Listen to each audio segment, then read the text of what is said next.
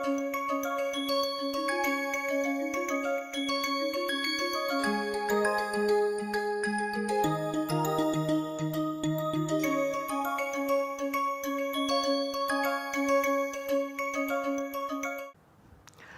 everyone, I would like to welcome you all for today's lecture.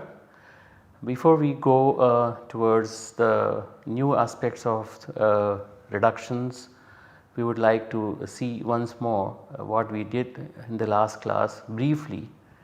For example, we towards the end we discussed LS and KS selectrides as are shown here, and these were considered to be very sterically hindered new reducing agents.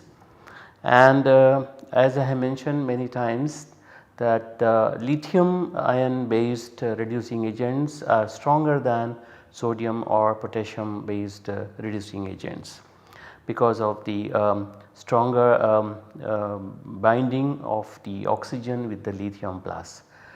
Also we looked at how sterically hindered borohydrides, these selectrides affect selectivity in a great way. For example, this example we considered last time, and we saw that reduction leads to the formation of this hydroxy compound, where the hydroxy group comes from the reduction happens from the beta side, and the orientation of the hydroxy group is towards the alpha side. And for this we did not consider under normal circumstances. What we consider is trans conformation. However, we considered the cis conformation, and how we saw that the steric hindrance leads to the formation of this particular molecule. So, it is not only the steric hindrance that we need to see, we also have to see the steric hindrance in conjunction with the conformation of the molecule that allows, because in that case the C5H11 group as well as the methyl group were both equatorially oriented, and thus the reduction is guided by the conformation of such molecules. And we also studied the sodium cyanoborohydride based reductions, and we saw that since sodium cyanoborohydride is stable under acidic conditions up to pH 3, it was easy for carrying out reactions under acidic conditions. For example, we consider reductions of enamines, which are possible because the protonation allows the formation of this type of intermediate, where the proton comes in here and of course positive charge will come here. So, you have the lone pair of electron pushing this double bond and protonation, and now under these conditions the reduction allows the reduction of the ammonium ion and sodium cyanoborohydride delivers the hydride at this particular position. And we saw many different types of reductions using sodium cyanoborohydride under acidic conditions. One of the last examples that we took was how to convert a carbonyl group to the corresponding hydrocarbon, where both the hydrogens are basically coming from or during the sodium cyanoborohydride reduction. One of the ways, as we have discussed last time, was of course you convert the carbonyl group to a dithiene protections, and then you do the Raney nickel cleavage where the carbon sulfur bonds get cleaved. On the other hand, if we have to use sodium cyanoborohydride, then we convert the carbonyl group to the corresponding tosyl hydrazone, and this tosyl hydrazone under acidic conditions in DMF in the presence of sodium cyanoborohydride under heating conditions gives the corresponding hydrocarbon. And we looked at the reactions of alpha beta unsaturated tosyl hydrozones such as this, which undergoes rearrangement and forms this particular molecule, where as I have shown here by a mechanism that the reduction allows the shifting of the double bond due to this 6 member proton transfer or the hydrogen transfer. So, such kind of reductions accompany with rearrangement. So, this is something very interesting because this normally does not happen.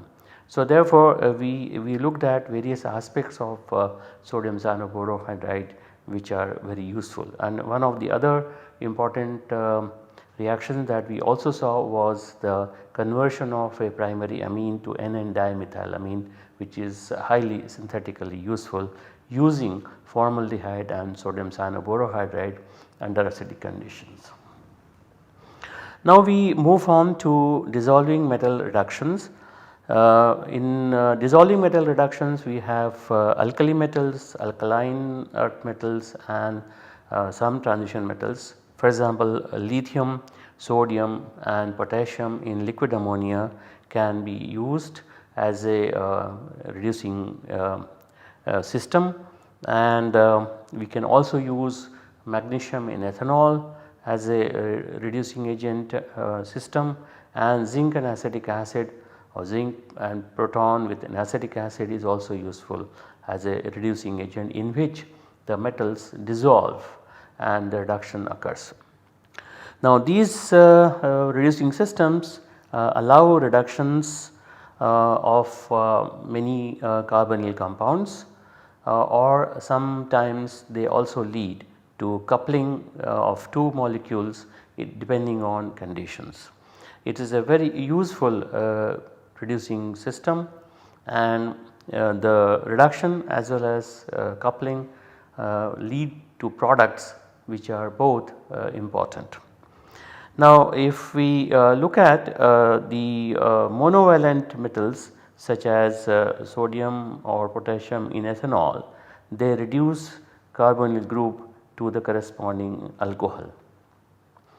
Whereas bivalent metals like magnesium lead to coupling products. First we would like to see what exactly happens when a carbonyl compound is brought in contact with a metal, either a monovalent or a bivalent. So for example, once this metal transfers an electron to this carbonyl carbon, there is a movement of electrons and that leads to the formation of this radical anion which is here. Now if this radical anion receives another electron from sodium and then undergoes protonation, so then we get a reduced product. On the other hand, if this particular radical anion undergoes coupling, so that is possible with magnesium. So it is basically undergoing coupling, and this coupling leads to CC bond formation. As you can see here that there is a CC bond formation here, and this leads to this 1,2 dianion, and that under acidic conditions or during the reaction receives proton, and then we get the 1,2 diol as the product. So this is the coupling product. One can of course see that this particular radical anion would be in resonance with another radical anion of this type. So there is a stability associated with it.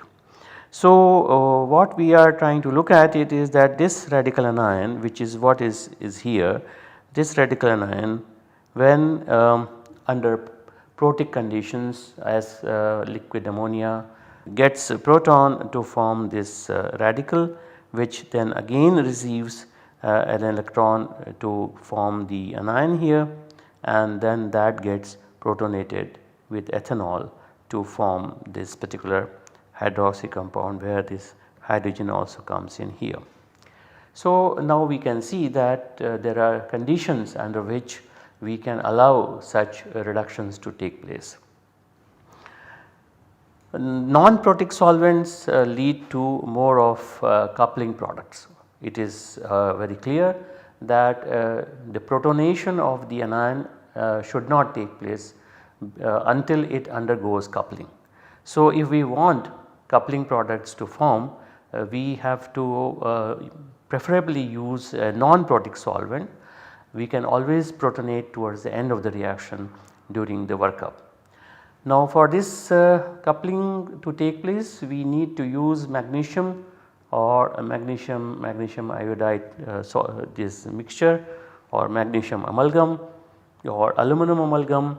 These are generally the metals or the systems that are usually used. When we use bivalent magnesium, the ketyl, this is what is called ketyl or the radical anion, is basically stabilized of course, and reduction is slow and coupling is dominant. That is because you have 2 molecules of this radical anion or the ketyl, they come in contact with the magnesium 2 plus, and they bring into the closeness, and thus there is a very easy possibility of coupling of these 2 radicals, leading to the formation of this particular CC bond, and then the protonation allows the 1,2 diol to form. So this coupling is easily possible in a non-protic solvent. This is also something that is used when we are trying to dry THF. When you take a THF and try to dry by using sodium as a metal, then we use a small amount of benzophenone into this THF. Suppose you have 2 liters of THF, then use a 1 gram or less than a gram of or even less than that of benzophenone, which and of course you use sodium wire into this to make sure that the moisture is not present. Now how do you make sure that the moisture is not present? That all the sodium, all the moisture which is present has reacted with the sodium, and that is the reason why we use a small amount of benzophenone, which allows to form the radical anion or the ketyl, and this is what is formed similar to the ketyl that is here.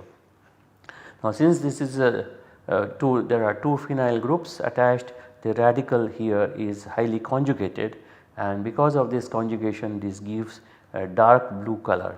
And so if we see that when we take THF and which is already pre-dried with some other like calcium chloride or something, and then you add sodium wire into it. So you press sodium wire into it and reflux it and add a pinch of benzophenone. If the blue color comes, that means all the water has reacted. Sodium has a preference of reacting with water first, and then then it can react with the benzophenone. So this is basically an indicator which is used, which I am sure many of you would then later on use it in your practicals during your research or PhD. Now sodium and alcohol reduction with cyclic ketones is also very interesting, because if you have a cyclic ketone like 2-methyl cyclohexanone and react it with sodium and ethanol, we can see that there are 2 possibilities. One is the trans product and the other is the cis product. So the trans product is formed in 99 ratio is to 99%, and of course the other one is formed in 1%. So as we can imagine the conformation, that if we have the hydroxy group like this, the methyl will go up like this, and this is what is the trans product. On the other hand, if we take the cis product, then we can see that we will have the hydroxy group and the methyl group oriented in this fashion. So obviously thermodynamically this is more stable. So, why is it that the more stable trans product is formed is because if we consider this cyclohexanones conformation, when the radical anion is formed by the transfer of an electron from sodium, the preference of the oxygen is to adopt equatorial orientation like this in radical anion or other intermediates. That is because the orbital containing this particular radical is relatively small and the carbon oxygen bond is a bit and the oxygen is bigger, and therefore it prefers to remain in an equatorial position, which then gets protonated and then again sodium gets transferred and eventually the hydrogen comes in. So, this is the reason why the reduction of cyclic ketones, the OH group generally prefers to come to the equatorial side. Reduction of ketones with dissolving metals and low valent transition metals in the absence of protic solvents or a protic donor, proton donor, leads to coupling product. This is what we saw when we looked at the magnesium based coupling. Now, there is also something very useful and interesting reaction which is called as McMurray coupling. Basically it is a pinecolic coupling or reductive coupling that leads to 1,2-diols in a very effective manner. Now, apart from magnesium amalgam and aluminum amalgam, that what we saw, even low valent titanium, chromium or samarium iodide can also be utilized towards coupling. So, there are a variety of methods or approaches to allow the coupling to take place. Now, why is it that the coupling is important? Because if we allow the carbonyl groups to couple, of course we can get 1,2-diols, but under certain conditions they also lead to the formation of corresponding olefin.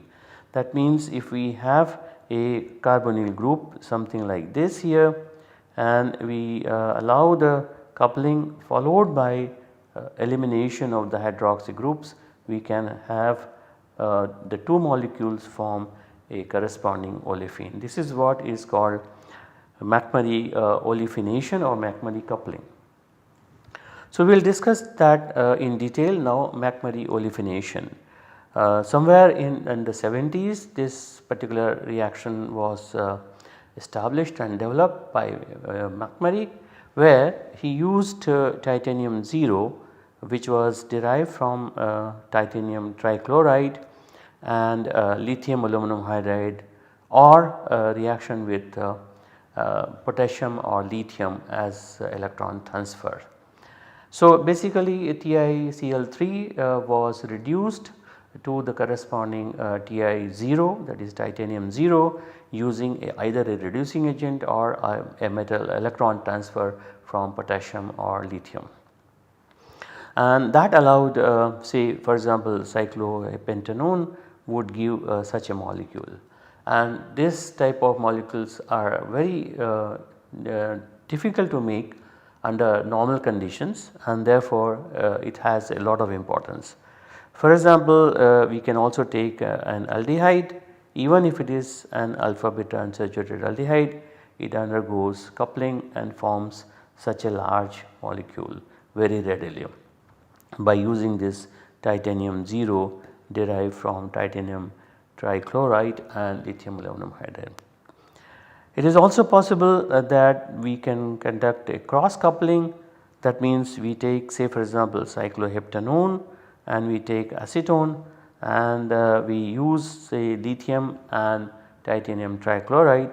What they have observed is of course a formation of this type of cross coupled product. That means one molecule of acetone and one molecule of cycloheptanone, they react to form one molecule of this, which is formed in around 50%, and of course cycloheptanone can also couple with itself, and that forms 26% of the product, and of course remaining will be acetone coupling with itself also can form. So this kind of cross coupling is also very important, because even if it is 50% yield, it is not easy to get, and therefore it is a useful alternative for getting such olefins where the two parts are from different ketones. It is a powerful and versatile method for synthesizing a wide variety of alkenes. This reaction can also be done in an intramolecular fashion, which is very interesting, because you can you can make a large number of cyclic molecules, and not only just intramolecular fashion reactions, but also they can lead to medium and large rings, and that is something very much useful. For that you can of course use many reducing agents, such as what we discussed, lithium aluminum hydride, potassium or lithium, but they also have this zinc copper coupled with TiCl3, or even zinc and titanium tetrachloride is used. Essentially the idea is to get titanium 0, which allows an electron transfer to take place. This intramolecular variant of the reaction to form a large or medium size ring is very useful. As you can see, we can take such an example where we have already two double bonds which are present here, and we have towards N a ketone and an aldehyde, which then is allowed to react. As you can see that this is the path which has come, and this is the path which is the aldehydic carbon, and this is the one that is the ketonic carbon, and rest of the part of the double bonds and the other parts of the molecule remain as they are. So this molecule is called humulene, and its synthesis has been done using McMurray coupling in a very easy way, and therefore once we have the double bonds in a proper orientation, as we can see here, we have got during the coupling we have got the trans product in this particular case, where there is a medium size ring. What is the mechanism of such a reaction? It occurs in a heterogeneous fashion on the surface of the titanium 0 particles. So essentially what is suggested is that we have here titanium 0 which is present here as a surface, and there is an adsorption of the carbonyl group. We will discuss the mechanism in a minute, but everything happens on the surface of the titanium 0. Now titanium dioxide is formed as a byproduct after the reduction is over. It is also possible that the reaction may proceed via carbenoid and or other nucleophilic intermediates, but commonly accepted mechanism, which is generally believed, indicates binding of the dianion. We will see how the dianions form to the titanium surface, and followed by generation of alkene and loss of TiO2. So it is generally on the surface of the titanium 0 with where the reaction occurs. Now what is happening is this is the simplest way of indicating that we have a carbonyl group here, carbonyl compound, and the titanium 0 transfers one electron similar to the ones that we discussed with sodium or potassium or lithium or even magnesium. So the radical anion is formed by the transfer of an electron from the titanium 0 here, and we obviously go through this ketyl radical, or which is called as radical anion, and then they couple to form this 1,2 dianion. This dianion then binds to the titanium 0 particles, and actually it is more of a coordination. So, if this is the surface of the titanium 0, then we get this type of binding or coordination onto the surface through the oxygen of the dianions, and as we can see that we can cleave this particular carbon oxygen bond where a diradical is formed, a radical on the carbon, a radical on the oxygen, and in a similar fashion it will also happen on the other carbon oxygen bond, and they will couple to form the olefin. There is a CC bond formation, and the released oxygen which is now sticking onto the titanium surface basically leads to the titanium dioxide formations. So, this particular type of mechanism we will discuss a little bit more in detail when we talk about another reaction where we can take this dianion, which is also possible that we can trap it as a diol, 1,2 diol. That is, if we logically see that if this dianion is forming, then it should also be possible to trap it as a 1,2 diol, and then we can see that 1,2 diol also leads to the corresponding olefin under the same conditions. It was found by McMurray that a combination of TiCl3 and this is a dimethoxyethane, 1,2-dimethoxyethane. You have this is what is DME, and this forms a blue colored crystalline complex. So, that particular complex and zinc copper couple was used to form vicinal diols from the 2 ketones. DME was used as a solvent at room temperatures, and the diols could be isolated. At higher temperatures, then the olefin starts forming. That means that during the coupling, obviously once the radical anion is formed, the diols can be formed and do form as intermediates which decompose at high temperature. So, from this particular medium sized dialdehyde can be converted to a medium sized alcohol where cis trans ratio is 25 to 75. If we have a smaller ring formation needed, then of course we get a cis diol as the product, and as we discussed such a reaction proceeds via radical anion of this type. So, we will stop it at this stage today and take it up next time further aspects of these titanium based reactions, McMurray coupling.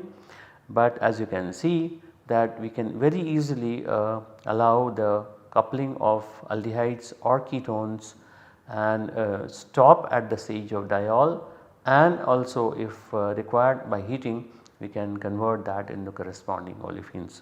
So, you can study these, some references I have already mentioned. For example, here this particular Tetrahedron Letters in 1989 where this diol formation was first reported, and then we get ready for the next class.